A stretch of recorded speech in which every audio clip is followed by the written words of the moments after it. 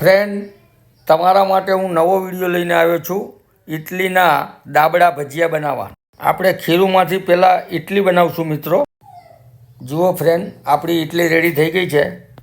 કેટલી સરસ અને પોચી બની છે। આપણે હવે એક વાટકી જે બજારમાં તીખો ચેવડો મળે છે તે લઈ લેવાનો। તેમાં 5 થી 6 કળી લસણની નાખી દેવાની। 1 ચમચી લાલ મરચાં, તીખા લાલ મરચાં નાખી દેવાના।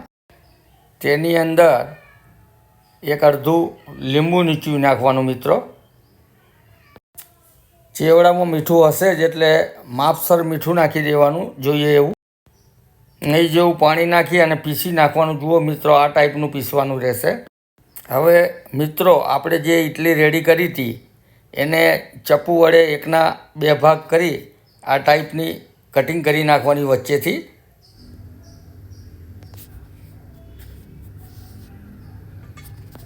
બધી ઇડલી મિત્રો કટિંગ થઈ જાય એટલે એક ભાગ લઈ લેવાનો। એની ઉપર આપણે જે બેટર બનાવ્યું હતું એ આવી રીતે ચમચી વડે બધી એક સાઈડ ઇડલીની અંદર લગાડી દેવાનું મિત્રો। આ ટાઈપનું એક સાઈડ લગાવી જાય એટલે એની ઉપર બીજું પડ ઉપરથી મૂકી દેવાનું। બધી ઇડલીને આવી રીતે રેડી કરી અને રેડી રાખવાની। ફ્રેન્ડ, આપણે જે ઇડલી રેડી કરી એને વચ્ચેથી કટિંગ કરી નાખવાની। જુઓ ફ્રેન્ડ, આ ટાઈપની બધી કટિંગ કરી અને રેડી રાખવાની। એક નાની તપેલી લેવાની, એની અંદર 1 વાટકી ચણાનો લોટ મૂકવાનો, નહીં જેવું હળદર નાખી દેવાનું, માપસર મીઠું નાખી દેવાનું।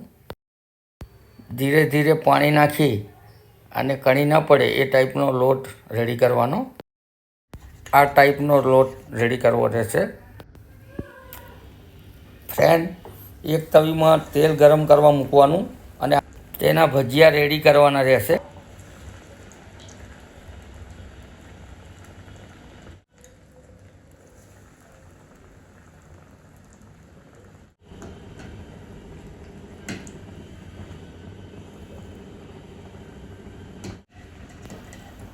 જુઓ ફ્રેન્ડ, આ ટાઈપના ભજીયા આપણા રેડી થઈ જાય એટલે એક પ્લેટની અંદર બધા કાઢી નાખવાના।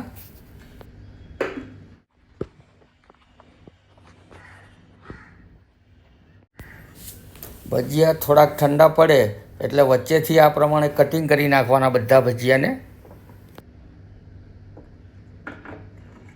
જુઓ ફ્રેન્ડ, કેટલા સરસ બન્યા છે। હવે આપણે સર્વ કરશું।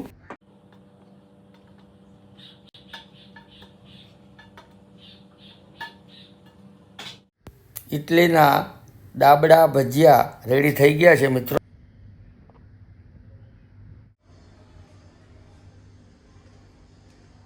ચાખી અને મિત્રો બતાડું છું તમને કેવું લાગ્યું।